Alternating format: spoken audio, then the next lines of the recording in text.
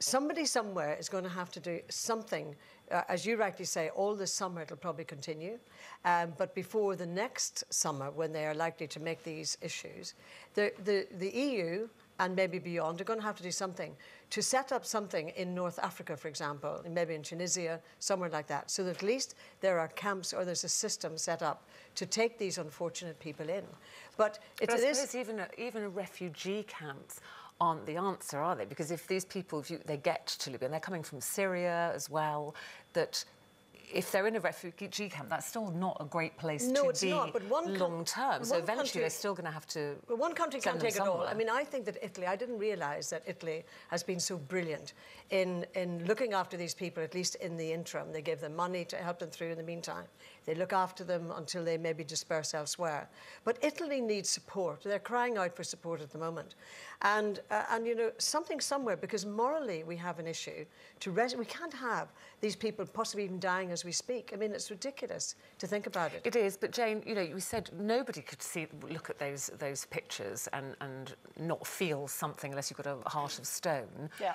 But OK, so they're rescued. Say at this meeting, the EU, other EU countries say, OK, we need to share this out. How many people can you eventually take? Because the humanitarian aid can't just stop once you've picked them up and rescued them from a boat that, you know, it's no, I mean, there's two stages to this. Number one, we have to help. It is a humanitarian crisis, and we are a civilised country. And by the way, a lot of the reasons as to why they are coming over to Europe is of our making.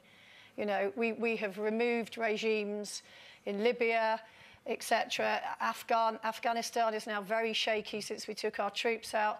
So what we've done is we've gone in all gung-ho, going, we're going to sort out this, and then we leave them to it, and then in that vacuum, the terrorist organisations flourish. These are desperate people. You know, maybe there are one or two economic migrants in there. They are desperate people. If you are a mother, you do not get on one of those boats with your child unless you are desperate. They are fleeing, as you say, persecution. Christians are being decapitated in videos that are being shown online.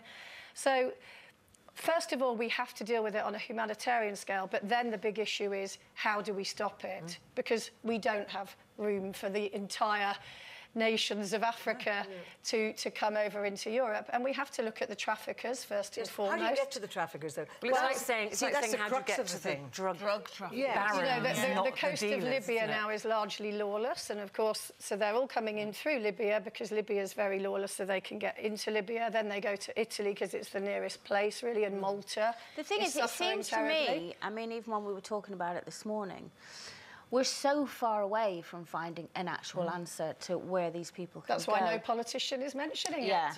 But from a humanitarian point of view, you know, you look at these pictures and there are people out there that said, well, you know, it's not our problem, we can't take them all here. And it's totally you know, when you think of it, 700 people, you know, just, was it on Sunday? Did you say 1,200 in the last? They're not yet. I mean, it's all 1,200 estimates in the as last, well, because yeah, there are so many people crammed onto like these you boats, said, can you imagine the desperation of that and people turning you away? But the traffickers are cynically putting them into boats. They lock the hatches for a start. They're putting them into boats which don't have enough fuel to make it to the destination, so that they run out of fuel in the middle of the ocean, which then means that they have to get rescued. But here's the double-edged sword, though, because although we know from a humanitarian point of view we've got to rescue these people, we must. But the more ships that go in to provide that rescue, they say will encourage more and more migrants because they know to actually leave Libya. So that's the issue. It is a double-edged issue. So you need to deal with the traffickers. Maybe then you go, OK, right, here we are, we've rescued you. You then deliver them back to where they came from. But then, is Libya going to accept them? It is. I have no idea. It's a subject that the more you discuss it and the more you look at it, it grows and grows to the point you go, it's that thing of, well, you can't save the world. You know, it's how far do the tentacles of our humanitarian kind of heart. But I think deep down we would all agree here that these people have to be rescued. I mean, if you saw, for example, I mean, if you saw people in the Thames River, you wouldn't stand by and say, and they just happen to be born in a country that has these problems, and we're very lucky that we're in a country that doesn't.